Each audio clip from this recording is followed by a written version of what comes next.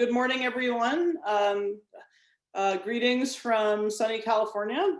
It's just a little after 11 o'clock in the morning here, and I'm going to talk about some research that we've been doing on pseudo-spectral methods for high-dimensional data analysis on graphs.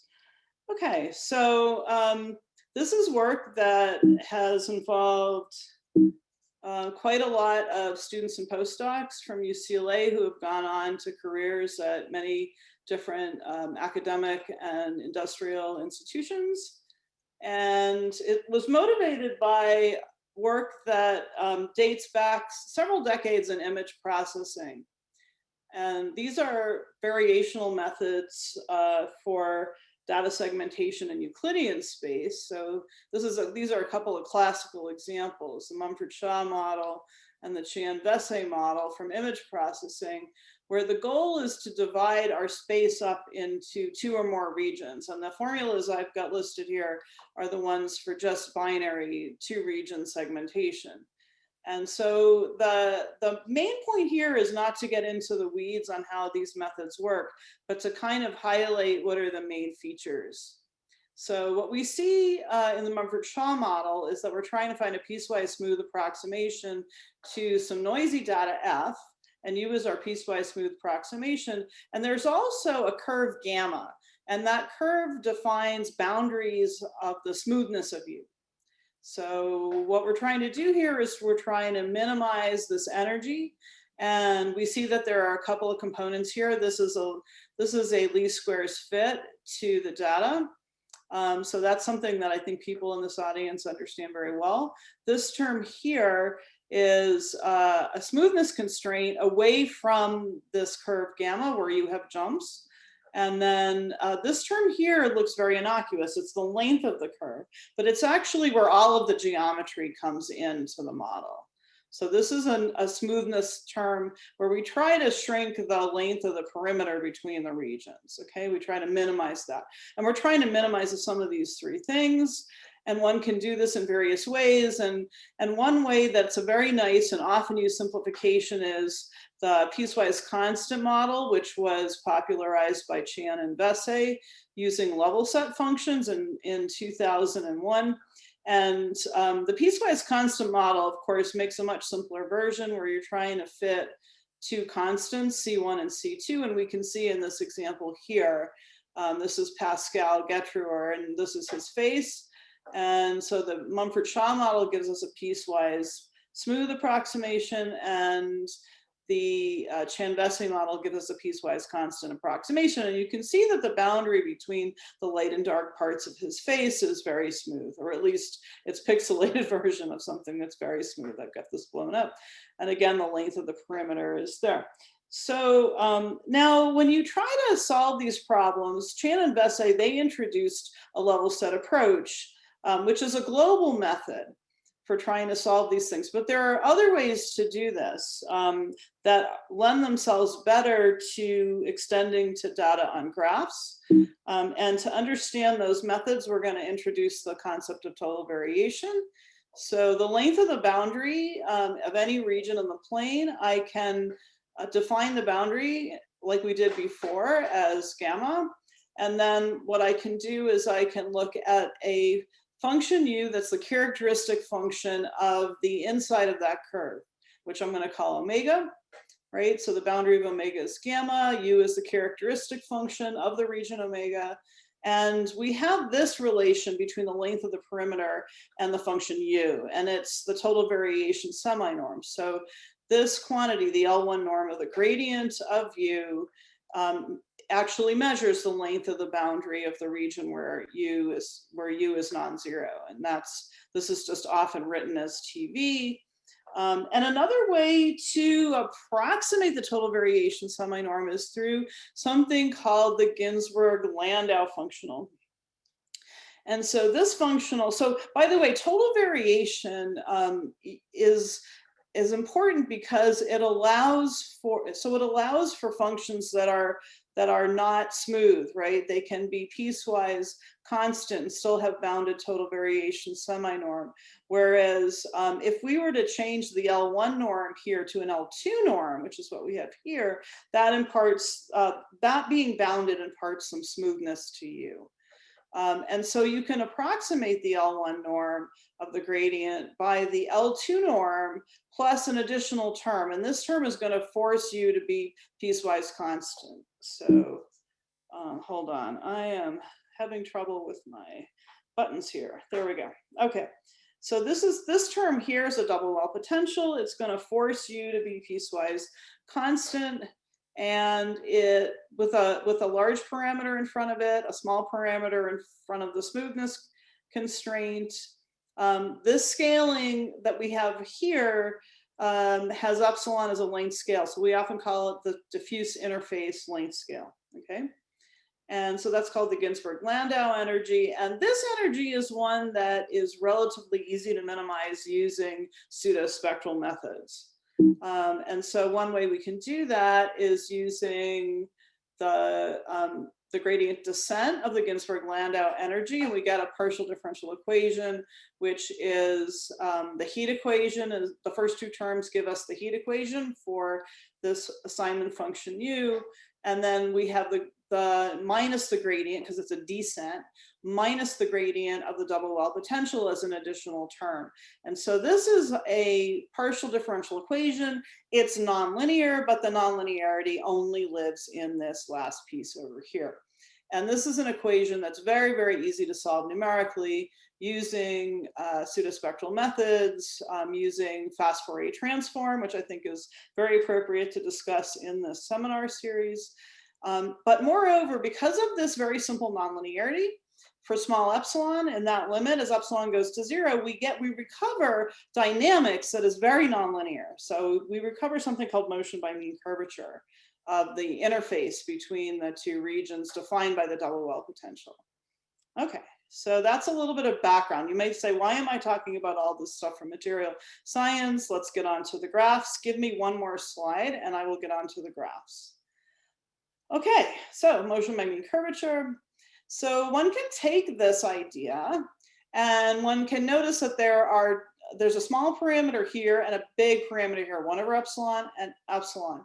And that suggests that there might be two different time scales in this dynamic. And there really are, and we can leverage the fact that we have two different time scales to define yet another model, a numerical model, another approximation for this kind of dynamics. And that's called the Mbo scheme. And the M and B and O stand for people. Merriman, Benson, Osher, who invented this scheme. And what they did was they said, hey, you know, that heat equation step can be solved super fast using a spectral decomposition of the heat equation. So remember the Fourier transform, right? The Fourier transform uses Fourier basis functions, and it represents things in Euclidean space, in the transform space, by what are essentially sines and cosines, right, with different length scales. Okay, and we have the fast Fourier transform, the FFT, which takes us very quickly, order n log n, from the Euclidean domain, right, from the original spatial domain to the transform domain. And in the transform domain, what's important here is that our heat equation actually diagonalizes. Why? Because the Laplace operator has its eigenfunctions and eigenvalues are in fact the Fourier modes. They're actually eigenfunctions of this operator. So this dynamical equation becomes an ODE in the transform space, right? We still keep time. So we're not transforming in time, we're transforming in space. So this operator diagonalizes. So one can solve this equation for a short time with an initial condition that has a jump discontinuity. And then once you have that solution, you can FFT back to from the transform space back to the spatial domain. And then you can perform the other part of the Alencon equation. So if we go back Hold on, my slides, there we go. So if we go back, what we see is that that other part is minus the gradient of the double well. And what that is doing, I am just flopping around here. What that is doing is it's basically, like if you think about dynamically, what this does is it's trying to push your solution into one of the two wells. It's basically a descent into one of the wells.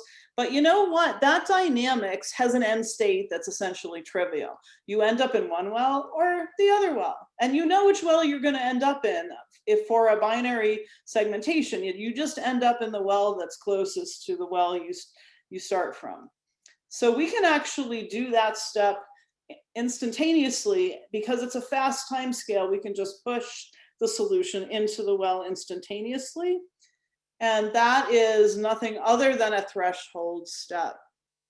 Okay, so so for those of you who come from compressed sensing, and you're familiar with shrinkage operators, that they also have a threshold step.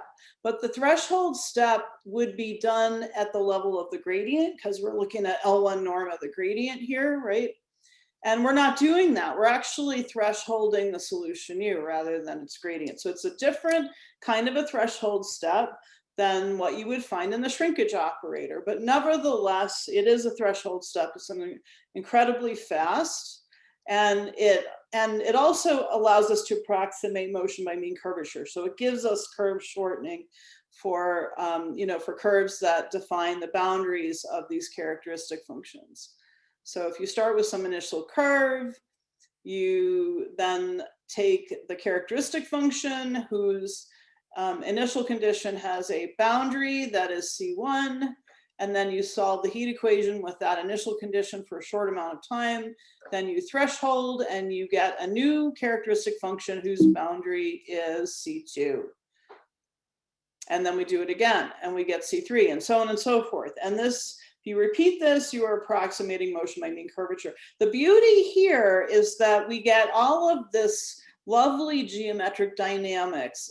And the only difficulty in the numerics here is solving the heat equation, which is, for those of us like myself who come from PDE, this is like one of the simplest things you can do numerically, thanks to our friend, the fast Fourier transform. Okay, so now I promised you graphs. And by the way, this whole idea has already been extended to the piecewise constant Mumford-Shaw model. So if you want to use this for something involving data, like image segmentation, it's very easy to do. And that was published, I guess, 15 years ago, right? By Selim Esadoglu and Richard Tsai. Good, so what are we gonna do? What we're gonna do is take all of these ideas and take ourselves out of Euclidean space and put ourselves in a big data discrete graph framework. So we have a lot of ideas that we've just introduced. So one thing we've introduced is shrinking the length of a curve. And that is, more generally speaking, a minimal surface problem, just like finding soap bubbles, right? Minimal surfaces. And we have the Laplace operator. And so we like the Laplace operator because it diagonalizes under the fast Fourier transform. And that gives us a whole slate of methods, numerical methods called pseudo-spectral methods. The pseudo means that you don't live all the time in the spectral domain. So you go into the spectral domain to do the part of the calculation where you benefit from doing that, and then you FFT back to the spatial domain to do all the nonlinear stuff, like thresholding, which actually is nonlinear, even though it's a simple step. Now, these kinds of methods use all the modes. Like if you have spatial resolution up to some particular Fourier mode, you're typically going to use all of those modes up to that resolution in your calculation, numerical calculation. So now what we're going to do is we're going to take those ideas and we're going to bring them into a different area of numerics and problems. And we're going to look at discrete problems where the data lives on a graph. And when I say graph, I don't mean like a graph paper, like the for regular graph, that looks like a grid. I mean like an abstract graph. And the kinds of graphs we're going to be looking at here are called similarity graphs. So they're graphs that have nodes that correspond to pieces of data, and the edges between the nodes are weighted edges, and they tell us how similar are the pieces of data on the that the edge connects to, right? So they're pairwise connections, and we're going to be interested in solving minimum cut problems with some penalties, so they become machine learning problems on those graphs. And a very natural mathematical construct, to use for this problem is the graph Laplacian. So that's different from the spatial Laplace operator. The graph Laplacian is typically constructed from the data, which also constructs the graph. But we're still going to be thinking about pseudo-spectral methods. So how do we do that?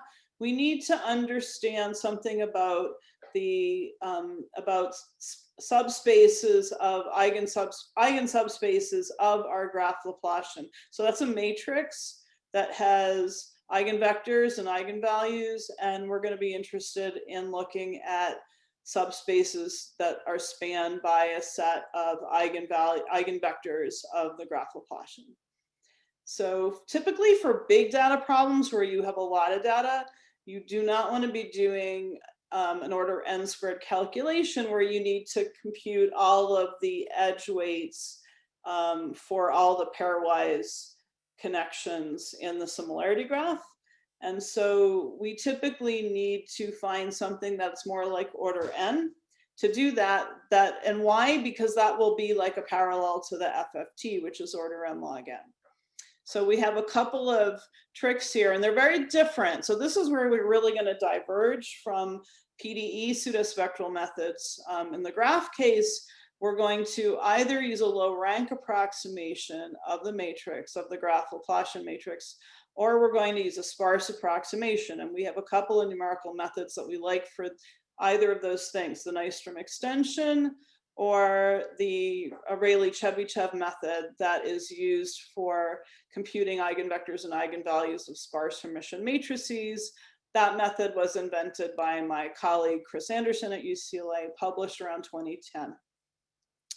Okay, so remember, I talked about in the classical FFT problem that we're going to use all the modes up to the spatial resolution we're interested in. In the graph problem, we don't need that. We often need just a small percentage of spectral modes. So that's what makes the graph problem very different from a PDE problem. But roughly speaking, that's the roadmap. Okay, so now that we have our roadmap, I'm going to get into some weeds here and talk about more of the details. So first of all, how do we construct similarity graphs? So these are weighted graphs, and they're very simple, really. So it's just a matter of assigning the big data vectors, one to each node, and then the weights are typically defined by some similarity function. So here's an example. And here, in this particular example, I have the square of the distance between my two particular choices of feature vectors here. I have the square of the distance, and then I take the exponential of minus that, the square of that distance divided by some scaling parameter tau. And there are both there are methods that use global tau for every single data point, and there's also some methods that involve local rescaling. So the tau might depend on X or Y or both, or just some neighborhood. And the beauty of these similarity graphs is you can look at lots of different types of data, very diverse data. So you can look at, interesting topic for today's lecture, voting records from the US Congress. We recently have had some rather landmark votes in the US Congress, and so one can look at, typically we don't look at one vote. That's not so interesting because we kind of see what happens, but we might look at a whole collection of votes to see if we can take the people in Congress and maybe sort them into natural groups, right? That would be a thing to do. And then of course there are lots of examples from other kinds of problems like high dimensional data, like hyperspectral data, and I'm going to show you some examples like that. Okay. A quick question about that. Yeah, sure. And you might mention this, but what about other metrics and Yes. other even non-metrics? Some people are using these non-metrics to do interesting things. They're Yeah. not symmetric, etc. Yeah. So if they're not symmetric, you're going to need to symmetrize for the methods that I'm going to describe. So that's a detail. So I mean, so for example, like social networks, they are easily non-symmetric, right? Um, and I'm working I have a current project with DARPA on subgraph isomorphisms, and that's definitely not symmetric graphs. We're often looking at people sending emails, right? Transactions, things like that. But this talk, we're going to really focus on the symmetric graphs. Of course, you can symmetrize, right? You can certainly symmetrize using, some type of some kind of method to symmetrize. It's very commonly done. The other thing I wanted to mention is, yes, you can use all sorts of different metrics. So one kind of a metric that I will speak about today is the cosine angle metric for hyperspectral data. That's very commonly used in hyperspectral imaging because you're often not so much interested in the magnitude of your vector, of your feature vector. You're often interested in the shape of the spectrum in the electromagnetic, spectral space, right? How much of it is in, like, say, infrared or ultraviolet, or if you're looking at only at, say, long wave infrared, you want to know, what the spectral signature is. So Right, although that's not a norm either. no, but we use it. We use that one. So it doesn't have to be precisely a norm, right? It has to be some measure of closeness. And then you plug it into the exponential and you get weights. And at the end of the day, we're really interested in where the natural boundaries are in the graph. So that's why we're going to solve a penalized graph cut problem. So let me move on to that topic. And let's talk about graph cuts. So the minimum cut problem, of course, is famous in materials and not in materials, in computer science, right? In computer science, people have been studying minimum cuts of graphs for a long time. But we're going to cast them in a slightly different light that will allow us to connect directly to all of this research that's been going on in minimal surface problems in Euclidean space. And it turns out that it's a beautiful connection for which one can write down a whole bunch of new algorithms and try them. So that's what we've been doing. And we've been really pleased with how they perform in comparison to some of the more classic computer science methods. So anyway, here's the idea. You have a graph. This is a really simple toy example that I stole from, I think it was Wikipedia, but I just wanted a picture. So you can see that we've got a graph with different colors, and we want to understand how best to partition the graph. And if we partition it this way with the black colored nodes here and the white colored nodes here, then the graph cut is literally the sum of the weights between unlike nodes. And that has a formula that we can write down in terms of assignment function. So if f is a function now that I'm going to use, I really should have put a u here, but anyway, it's f on this slide. So f is defining the color of the node. Then the size of the cut is going to be this sum. It's going to be the sum over all the weights, wij, times the difference between the absolute value of the difference between fi minus fj. And so you can see that pretty clearly if you realize that if fi and fj are the same, meaning that they're in the same class, those two nodes, the I node and the j node, are in the same class, then we're not going to include that weight between those two nodes because the difference is 0. The difference of the assignment function is 0. Whereas if they're in different classes, then fi and fj will have different values, and so we will pick up that particular wij. And so when you sum up that whole thing, you get the size of the cut defined by this particular assignment function.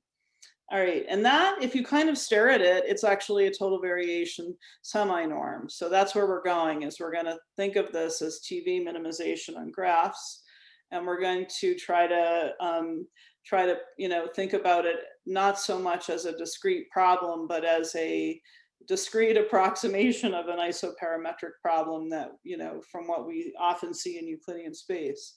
All right, so this is something that I did with Arjuna Flinner almost 10 years ago now. We published it in MMS, but we republished it in Digest in 2016. And what we did was we took, first of all, the graph Laplacian. So remember, you have a data set, you have a similarity graph. The similarity graph gives you weights, and then from those weights, you construct the graph Laplacian. So this is a matrix. This is well studied, of course, in data science. We didn't invent the graph Laplacian. But what we did invent was what to do with the graph Laplacian. So you take the graph Laplacian, which is a matrix that has minus the weights on the off diagonal, and it has the degree of the node, which is the sum of all the weights coming into that node on the diagonal. So that's our graph Laplacian. And with this matrix, we can define an inner product. This is often called the Dirichlet energy, where we take the matrix applied to a vector u, and we inner product with u, and that gives us an energy, and we can write it out. And if we write it out, we can write it out in a nice quadratic form this way. So that's our Dirichlet energy, again, in terms of the weights. And we're going to be looking, we're going to try to be finding a u that minimizes an energy that involves the Dirichlet energy and some other terms. All right, so now there are different kinds of graph Laplacian. So we can rescale the original graph Laplacian this way, and we're scaling it using the diagonal. That big D is the diagonal part of the graph Laplacian, and we're rescaling it. You can rescale it this way. That works very nicely for certain problems where you're known to have outliers. For example, in the case of the non-local means graph from image processing, which is patch neighborhoods of pixels, often one gets outliers in that problem space. So, all right.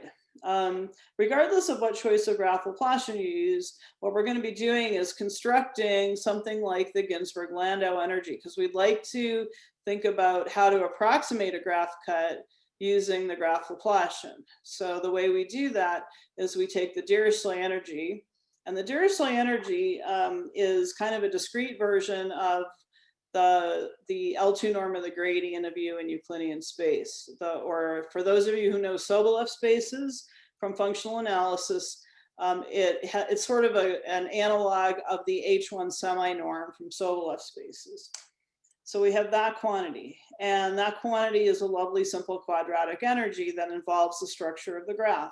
Everything else in this box does not involve the structure of the graph. It just involves point-wise calculations on the nodes. So this is a double well potential, and I've just written it out as a quartic polynomial. And this term here is our semi-supervised learning term. So this term here says, okay, how about I give you some training data? So some of the nodes, I will actually tell you what class they should be in, and I'm going to call that U0. Okay, and I'm going to look at a least squares fit to the training data, where this term lambda is just gets turned on whenever I'm sitting on, whenever little z is at one of those points where I have known training data. Okay, so that's a least squares fit to training data, semi-supervision.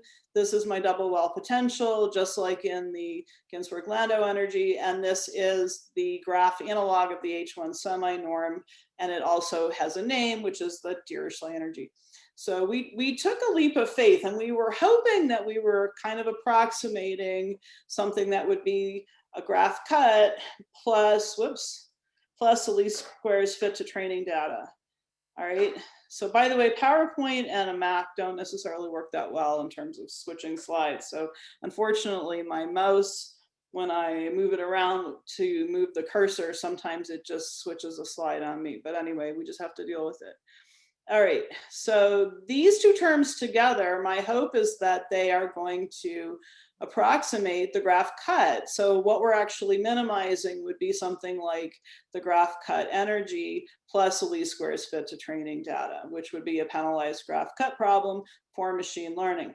So when we wrote our first paper, it was a leap of faith we were taking, because we had no, in Euclidean space, we knew that there is this gamma convergence that takes your Ginsburg-Landau energy to the total variation semi-norm in the sharp interface limit. So that's a theorem. At the time we wrote the paper, we did not have a theorem, but we found that the results looked like they should be doing what we thought they were doing. So of course, the next step was to prove the theorem. And so that I did with Yves van Gennep, who was a postdoc in my group at the time. This was published also almost 10 years ago. And to prove this theorem, we actually had to modify the Ginsburg-Landau energy slightly. So again, this is the Dirichlet energy right here. And this is a factor that's just a constant. It does not depend on the small parameter epsilon. So the epsilon's gone from this term, but it remains in front of the double well potential. And this is our double well potential. And in the epsilon to 0 limit, we can prove gamma convergence to the graph cut energy, right? This is total variation, semi-norm.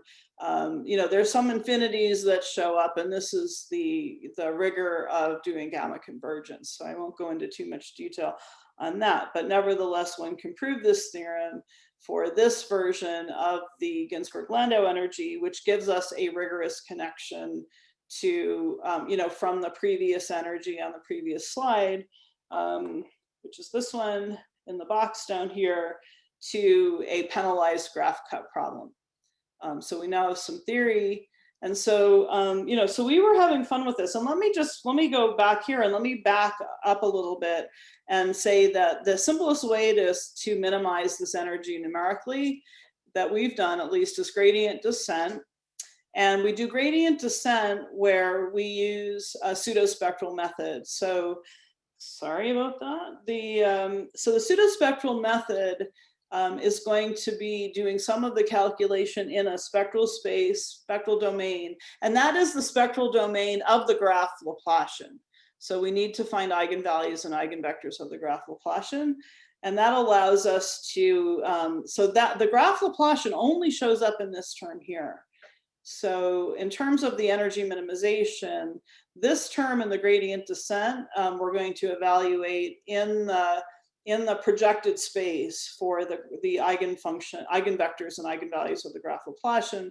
And the other two terms, we just evaluate pointwise on the graph. So that's very nice. Moreover, we see that this term here, which had a very interesting role in the original Euclidean space problem, that's a double well, we saw that that term led to the thresholding step in the Mbo scheme. And that's incredibly simple. So it was very natural to look for an Mbo reduction of this problem. So that we did too. So that was work that was done with two of my former students, Katerina Merkuriev and Tiana Kostic. And you know, basically what you end up with is a two-step algorithm that is very, very fast and involves, sorry, these slides. It involves solving a graph heat equation in this step here, where we see that the graph heat equation has our graph Laplacian operator minus the graph Laplacian operator on the right-hand side. It's an ODE. So the graph Laplacian's on the right-hand side. There's a minus sign rather than a plus sign because the convention for machine learning is to have a graph Laplacian that is a positive semi-definite operator rather than negative semi-definite. That's just a convention. So the way we've constructed this operator, the gradient descent, since it's a descent, will have a minus sign here. And that's a good sign, okay? That's not a bad sign. For those of you coming from PDEs and are interested in, like, you know, n to infinity limits and well-posedness, this is a good sign going forward in time. And then finally, we have a least squares fit to training data, and that just turns into another term on the ODE, that where this lambda shows up if you have training data for a particular node. And this ODE is solved on every node, right? And it's solved again using a pseudo-spectral method. So there's going to be part of the solution that involves projecting onto eigenvalues of this operator here.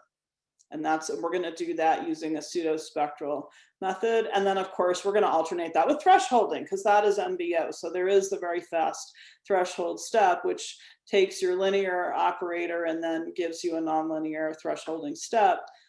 which will give you the clustering that you're interested in. So this is incredibly fast if you have a good representation of the spectrum of the graph Laplacian. So a lot of under the hood here, the hard part of the calculation is literally in understanding the spectrum of this operator here. Everything else can be done super fast and super efficiently. All right, so let's take a look. All right, so a little bit more under the hood, because for this audience, this is a good thing to go over. So step by step, what you're doing is you're creating a graph from the data using similarity graphs, but you may not actually really create the graph. You're creating it in concept, meaning that you have to choose a weight function to measure similarity. But step number one is not actually calculated in full. What you really are interested in is step number two, because we don't actually need to know the full structure of the graph for the methods that I just described. We just need to know its spectrum. That's all we need to know. We need to know, well, we need to know the spectrum and the eigenfunctions, right? We don't need to know the actual graph itself. So if there's a fast way of calculating eigenvectors and eigenvalues of the symmetric graph Laplacian, that's what you need. And you don't need all of them. So that's another beautiful thing about working with machine learning problems. The graph and the graph Laplacian come from your data set, right? They don't live out there in space independent of the data. They are created from the data. And the data has a lot of redundancy, and the graph Laplacian has a lot of redundancy, and the graph has a lot of redundancy. So that's why we can take advantage of things like sparse approximations or low rank approximations of these operators.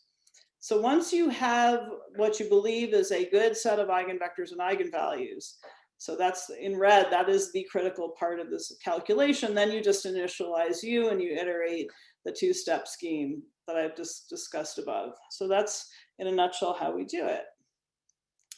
And okay, so that idea scales incredibly well. So one of the things that scales well too is the multi-class problem. So let's say that you have more than two classes that you want to divide your data set up into. A common problem. We all know our favorite training data for that. Here's one particular choice, which is the MNIST data set. But there are other ones, right? This has 10 classes. Right. So what's beautiful about this particular model is that it scales really well. The hardest part of the calculation is indeed this spectral calculation for the graph Laplacian, and that calculation doesn't care how many classes you have. It's blind to the number of classes, completely blind. Calculating that spectrum. Quick question about that. You mentioned some sparse method or something. Yes. I'm curious about that. So, right, and basically, how do you avoid calculating the graph and get some approximation of the Laplacian? Yeah, so you have a couple of choices, right? So we literally look at two variants. So we look at so for the sparse case, so we look at low rank and sparse, and those are very. What is sparse? The graph or Laplacian? The weight matrix is sparse. Okay. Right? And hence the graph Laplacian, right? So so the weight matrix is sparse, and so for that we literally use an off-the-shelf k-nearest neighbors algorithm, right? We're not doing anything complicated there. We're borrowing from lots of other people's work in computer science because people have thought about that. But we've been able to do pretty well with hyperspectral, imagery, which is very high dimensional, especially video. We have a video with millions of pixels, right? So it's millions of nodes on your graph, and we use a k-nearest neighbors graph for that. But we also love the Nystrom extension. Now the Nystrom extension, which I have a slide about, and I'll get to that, that is a low rank approximation. Okay, so you have, those are the two things that we've used. And if you have your own favorite method, right? If you have your own favorite method, go ahead and use it, right? And I'd love to hear about it. But I'm just telling you what we've done in my group. Okay. Okay, so, interesting. Yeah, so this choice of graph Laplacian, whatever you choose, computing the spectrum is blind to the number of classes, and that is by far the hardest part of the algorithm. So extending to multi-class is very, very straightforward. So the Dirichlet energy is the same, except that now our assignment functions, this U, which is going to assign a class to every node, we're going to put that in a higher dimensional space. So U itself is going to take on values in K dimensions, where K is the number of classes. And our double well potential, scrolling around here. There we go. The double well potential becomes a multi-well potential. And this is one that we've used. You can use different ones. So actually the square of the L1 norm is useful rather than L2, because what it does is it avoids having so that multi-well potential has an area where you have a saddle point in the middle, right? Sorry, you have not a saddle point, you have a local maximum in the middle, right? But it's not a global max. And so if you use the L2 norm for larger number of classes with the L2 norm, you get a very, very flat space in the middle, and you kind of want to avoid that. So the L1 norm turns out to be better, but you can use whatever function you want as long as it has kind of the desired properties. A quartic polynomial or quadratic polynomial is nice because it's very easy to calculate. You have, again, K classes. And what we're doing is we're basically looking at a multi-well potential here, where the wells are at the corners of the simplex in K-dimensional space. So that's going to be your classifier, is pushing to those wells. And then, of course, you can add some semi-supervision here. So this last term gives us semi-supervision, where you have some training data, which gives you a non-trivial solution, because otherwise you can just set them all into one class. And that's the easiest way to minimize this energy. All right, so that's how it works in for multi-class. Very, very efficient notation and an algorithm that's very similar. And this we published about 7 years ago for semi-supervised learning. And it's kind of fun because you can take, like this is an example where we did the patch neighborhoods of pixels in an image. So this is the non-local means graph, which is expensive to compute. And you can use this idea to do image labeling, which is, if you read the original non-local means papers, the Osho-Joboa and Morel's work, you'll see that those papers are they're not designed well to do something like labeling, where you're taking labels from one image and you're trying to find those same classes in a different image, right? So they use some tricks that involve looking nearby to find stuff. And we actually want to do this very non-locally, right? So we want to be able to find, the cows in another image and the grass in the sky. And we can do that very nicely with the image labeling using the Nystrom extension. So we did this with the Nystrom extension. And I think a lot of people have picked up on, that Nystrom paper came out in 2004. I've got a slide on that. But I think since we've been using it for these kinds of problems, more people have revisited that paper and picked up on that again. All right, so, and then under the hood, for the computer scientists, you can write all of the entire scheme in terms of matrix operations, which makes them happy. I tend to think in terms of PDE, but actually we're doing matrices here, right? So here's your graph heat equation. This is just an approximation of the time derivative. Here's your graph Laplacian operator, and this is a semi-supervision in this term here. And then the threshold step thresholds to the corners of the simplex rather than to one of the wells in one dimension. You now have the simplex in K dimensions. And then, calculating you can do these steps, kind of in pieces. So if you want to actually use this term here in the ODE, that can be done very efficiently here. And then you can include this term here using an eigendecomposition of your graph Laplacian. So it ends up looking an awful lot like, for those of us on the PDE side of things, a pseudo-spectral method for PDEs to do this gradient descent, but it turns out to be just a lot of matrix calculations. And the results are great. So here's an example of our favorite MNIST data set. which, you know, is pretty easy, right, to do clustering on MNIST. A lot of people have done it. A lot of people have gotten really great results. But some of the best results prior to when we worked on this problem were using supervised methods. So the support vector machine method with these really, really great scores, almost close to 100%, used 6,000 digits as training and only 10,000 as unknown. And we wanted to show that you could get almost as good a result with very little training data, with just like a few bits and pieces of training data, but really you want to leverage the underlying structure of the data. And so we do this with 3.6% of the digits as training data and everything else is unknown. And we're getting close to 97% using this algorithm very fast, and just a couple of iterations, like 3 or 4 iterations of this is with MBO down here, the Mbo Scheme, just that's super fast, right? So it's like seconds and it's done. So that was fun. And here's Nystrom. So this particular method was published in IEEE TPME in 2004. And it's a really lovely method. If you haven't tried it, I recommend to play around with it because it's a lot of fun.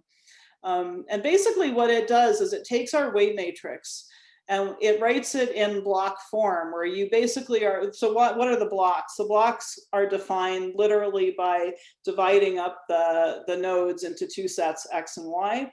And so you're looking at, so X is a small set and Y is a big set. So Y is going to be of the same order of the size of the entire set, and X is not. And we can randomly sample. Or not, but the original paper was designed with random sampling in mind. So you have this block WXX, you calculate that, and the block WXY, you calculate this. So this one is going to be roughly order n squared, or sorry, order n. This one is order n squared, and you do not calculate WYY. And so this is a bit of a leap of faith, but the leap of faith is that you want to approximate this big matrix by this much smaller lower rank matrix where you don't calculate WYY. And for natural images, it works really well. For kind of prescribed, you know, graphs where the data has a lot of structural similarity, you find that the you know, repeated entries are kind of an anathema to this method. You want to use a different method for that. But for kind of, you know, very sort of natural data sets with a lot of noise, the Nystrom is great. All right, so that's what we use. And so here's an example, right? So this is a hyperspectral video. And the video is one that I think some people in the audience may have looked at because it's been used by a bunch of different researchers looking at hyperspectral imaging. It is a video that's in a long wave infrared, so we have no optical imagery to look at. We only have the long wave infrared pixel counts. And so what we do is we take that and it's about like 128 dimensions per pixel. And it's a video, a couple minutes of video, several hundred frames. But we chose for this paper just 7 frames. And so we had 280,000 pixels. And we did not use the spatial locations. We just used the electromagnetic spectrum of each of the pixels. And the first thing you can do is you can take the Nystrom extension and you can take all of those pixels and use them as feature vectors for a graph, and you can then calculate the spectrum of the graph of the weight matrix and the graph Laplacian using the Nystrom extension, and you get some, you know, interesting false color pictures here for different eigenfunctions. And so we knew a priori that there was a scene that we were looking at here with a mountain in the background, a sky above it, a foreground, and then at some point in the video, there's a gas plume release, and you can see what might be the gas plume here. And these are just different eigenfunctions. So what we did was kind of seat of the pants, but Katie decided to try just thresholding the eigenfunctions to tease out some training data. So the training data is shown in color in this bar here. You can see the frames, and the blue is the sky and the orange is the plume. And then the green is the mountain and the brown is the foreground. But a lot of the data is not training data. It's just white, which means we don't know what it is, and we want to classify the white pixels. So what we did then was we used this method, and we started with just random initialization and then ran a few iterations of MBO, and beautiful results, right? So this is what we get. So these are several video frames, and you can see the gas plume is moving across the scene. It is semi-transparent, and since this is a hard clustering algorithm, the semi-transparency you don't recover, but you recover it kind of, because it's picking something. It has to pick something.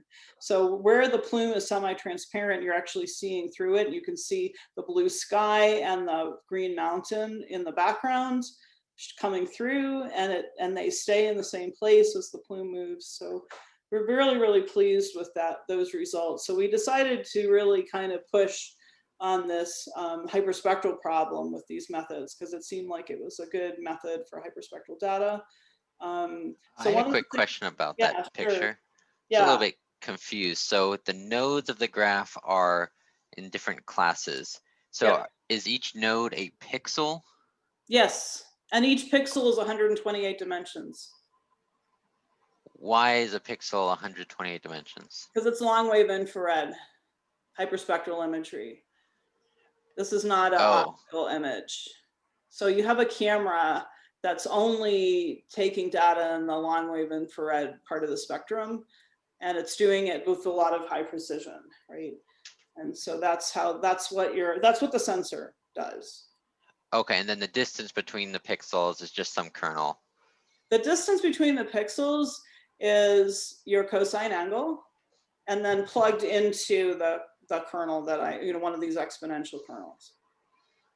Okay, and this is a picture or a video? This is a video. So in this particular paper, we had 7 frames. So that meant that there were a total of 280,000 pixels, each of which had 128 dimensions.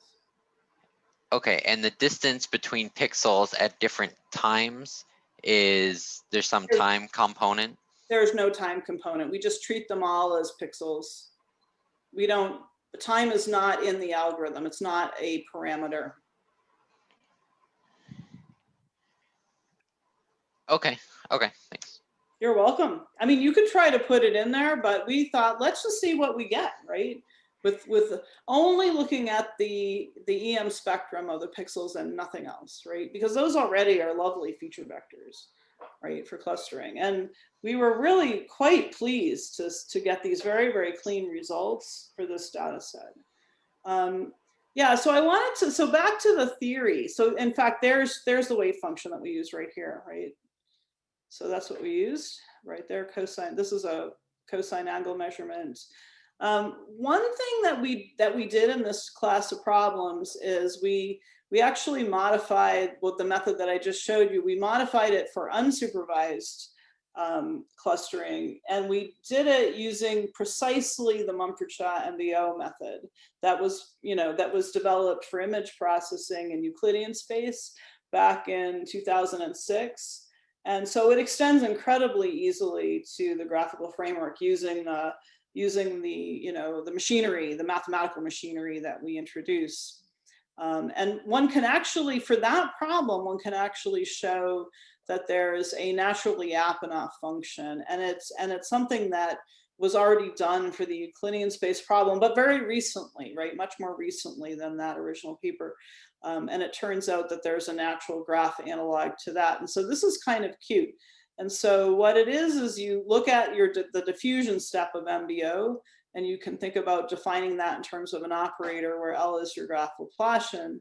So that we call that gamma tau, which means we're going to diffuse using the graph Laplacian for some step size tau. And then, this is basically the graph analog of this diffusion operator in PDE. And so the Lyapunov function is down here. So it's this quantity down here. And what you're doing is you're taking the inner product of 1 minus f is your assignment function, with gamma tau applied to f. So what that is you think about it like this. In a picture, you would have a characteristic function, you diffuse it so it's bleeding a little bit, and then you take the inner product with 1 minus the original characteristic function. So that's going to pick up basically a little strip around the edge, where you're bleeding into, right? It kind of measures, and that actually is roughly measuring the length of the perimeter of your set. In Euclidean space, that's what it would be, but you have a graph analog of this. So it's kind of a graph analog of it's kind of an analog of the Euclidean space problem that gives you a Lyapunov function that's like a graph cut, sort of a diffuse version of a graph cut. And it turns out that that is not just an approximate Lyapunov function. It actually is exactly in that form. It's exactly a Lyapunov function. It decreases over time. And that also gives us a little more theory to understand why these algorithms, these, just sort of diffuse interface models are going to give us, give us a solution to the graph, the penalized graph cut minimization problem. And so the Mumford-Shaw model on graphs also gives us sort of an interesting segmentation of the plume data, right? It's a little noisier in terms of the mountain and the sky, but nevertheless, the plume shows up rather nicely. So these are a couple of examples. These are local minima. So they're not global minima typically for this method. This when you look at the Mumford-Shaw model, it's a very non-convex problem. But we get some pretty nice results there. And if you're interested in how they compare to some classical models from machine learning, you can see that k-means is cutting the plume in half. So that's not good. Spectral clustering is finding the plume, but it is giving you artifacts in the sky. So for those of you who do not know spectral clustering, that is literally taking the graph Laplacian, calculating the spectrum, which we're also going to use in our method, but instead of plugging it into Mbo, you take the spectrum, and instead what you do is you run k-means on the spectrum itself, and that's called spectral clustering. It's much easier than what we're doing because you don't need many eigenfunctions. For our method, we need more eigenfunctions, but not the entire set, right? So, and this work extending to the Chan-Vessey model on graphs, that was done by my student Hui Hu and Justin Sunu, who was a master's student working with us. All right, so you know what, I'm kind of towards the end here. So let me just do a little PR and say that we've had a lot of fun with the hyperspectral data. And there is a paper on image processing online with code. So if you like hyperspectral imagery and you have your favorite images, you can upload those images to IPOL and you can have their server calculate the result using some of our methods. We've also ported all of this to a supercomputer to make it super fast and scalable and to demonstrate scalability. And this was done a few years ago with my student, Xiaoyi Meng. We had a lot of fun with the Nystrom extension, trying to compress that. This was our original code going into the effort with Lawrence Berkeley Lab on one of their NERSC supercomputers, and using a lot of fancy linear algebra methods on the supercomputer. We were able to take the Nystrom part of the calculation and really like compress it way down.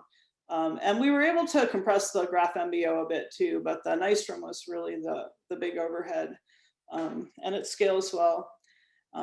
And you can take, so we're doing penalized graph cuts, and you can do unsupervised methods with some of the classic cuts that people are interested in machine learning, like ratio cut, normalized cut, the Cheeger cut. You can take the mathematical architecture that I've just explained, and you can develop very nice methods for these problems. And the takeaway from this slide that I have to say is really that we're not trying to do loose approximations of these problems, which is what's often done in research in computer science. We're actually really trying to minimize the actual cut problem. We're really trying to get that thing right, get a good solution to the hard to solve cut problem. And it works pretty well. Finally, I wanted to mention, and I'd love to say more about this. This is more of our recent work. We've been working on modularity optimization, which is a method for community detection for network science. This is an area that also is sort of a similar age in terms of research. But it largely lives in the network science community, you know, in some of the statistical physics literature. There hasn't been a lot of overlap between machine learning and modularity optimization. It turns out that modularity optimization for community detection on networks can be rewritten as a penalized graph cut problem. And once you do that, you have a beautiful way of, you know, of partnering with what's been done in network science and using that to understand clustering on graphs. And so we've had a lot of fun with that. So I'll just kind of cut to the chase. So here's the formula here. Yeah, this is the n, this is for n classes. So this is graph total variation. And then this is an additional penalty term, which is kind of a weighted second moment. And if you fix the number of classes, then maximizing modularity is equivalent to minimizing this functional here.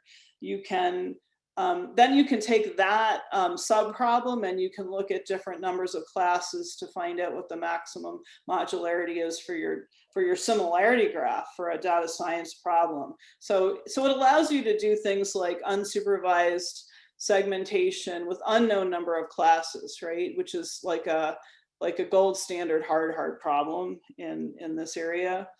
So for example, you can, I'll just cut to the chase, you can say MNIST. How many classes and what are they, right? We don't know how many classes, tell us. And it does it, it just solves it. And what now, so the main advantage to using our method here rather than somebody else's method is that our method is really optimized for these clustering problems for machine learning. And MNIST is one of those problems, right? So we can take another algorithm for modularity like Gen-Louvain, which is really meant more for network science problems. And it runs super slow. It runs very slow, but it tells you with 97% accuracy that there are 11 classes in MNIST. So you might say that's wrong, but actually it splits the ones into 2 classes. So it actually is correct in some sense, and it does very well, but it takes forever. Whereas our method gets almost the same, you know, performance in, you know, in like a couple of minutes, right? You get the same calculation done. Now we have to guess the number of classes, and we can try different guesses, and we don't try, you know, 70,000 classes, right? We try up to 20 classes, but even so, it's incredibly fast for these kinds of calculations. And you know, you can do the modularity stuff. You can try it on the plume data and see how many classes there are, and that's a lot of fun. So you can take the modularity functional, and it turns out you can write it in a more convex way that is closer to our total variation problem with a almost convex but not quite convex energy functional. Makes it a little simpler to solve. My student Zach Boyd did that a couple of years ago for his PhD thesis. And we've had another follow-up paper with Mason Porter looking at a planted partition model, which is related to modularity. And it also can be used for these kinds of data sets. And that was a lot of fun too, that just came out last year. So that's basically in a nutshell what we've been working on. It's been a fun research area. My students really enjoy it. We're trying to get the network scientists interested because they have some really interesting ideas to bring to the table in machine learning. And, we have some things that they may be interested in too. So since we're at the end and I think I need to get going, I'm going to stop there and answer questions. Well, first of all, let me thank you very much on behalf of our audience